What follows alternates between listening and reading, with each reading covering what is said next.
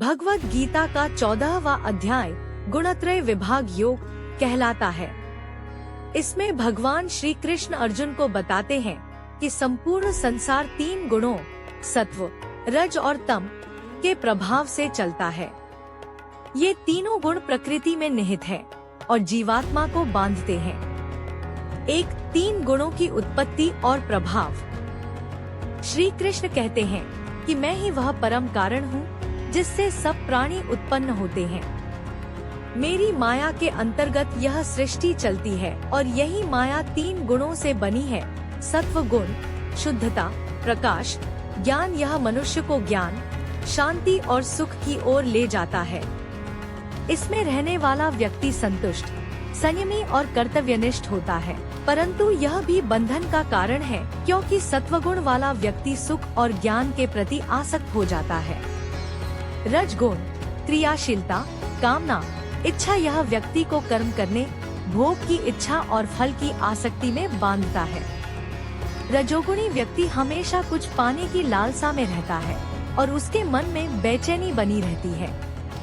तम गुण अज्ञान, आलस्य, मोह। यह व्यक्ति को जड़ता, निद्रा, प्रमाद और अज्ञान में डालता है। तमोगुणी व्यक्ति न तो ज्ञान चाहता है और न ही कर्म में तत्पर रहता है। 2 गुणों का परस्पर प्रभाव। भगवान कहते हैं कि ये तीनों गुण एक दूसरे पर आधिपत्य जमाने की कोशिश करते हैं। कभी सत्व प्रधान होता है, कभी रज और कभी तम। जब सत्व बढ़ता है तो ज्ञान का प्रकाश बढ़ता है, जब रज बढ़ता है तो कामना और कर्मशीलता बढ़ती है और जब तम बढ़ता है तो अंधकार, आलस्य और भ्रम छा जाता है। 3 मृत्यु के समय गुणों का प्रभाव। मृत्यु के समय जिस गुण का प्रभाव होता है वही अगले जन्म का निर्धारण करता है। सत्वगुण में मरा व्यक्ति ऋषियों या देवताओं के लोक को प्राप्त करता है। रजोगुण में मरा व्यक्ति मानव लोक में जन्म लेकर कर्मफल भोगता है। तमोगुण में मरा व्यक्ति नीच योनि या अज्ञान में स्थिति को प्राप्त करता है। 4 गुणातीत अवस्था, गुणों से परे। अर्जुन पूछते हैं, हे प्रभु, वह कौन व्यक्ति है जो इन तीनों गुणों से परे जाता है?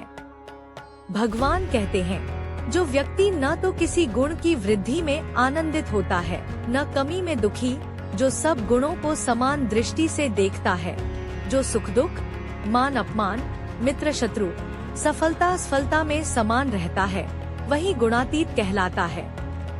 वह व्यक्ति कर्म करता हुआ भी कर्म के बंधन में नहीं पड़ता, क्योंकि उसके भीतर मैं करता हूँ का अहंकार नहीं होता।